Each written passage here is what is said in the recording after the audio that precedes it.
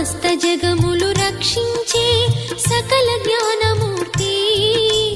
ఎవరింట తాను కొలువుండునో కలుగును వారికి కీర్తి సకల సంపదల మూలము సుమనోహరి లక్ష్మి శ్రీ చక్రవాసిని మాత శ్రీ విష్ణు ధర్మ పత్ని తనని నమ్మిన భక్తులకు దరిద్రమును బాపు కొలిచెడి వనితల కొంగులలో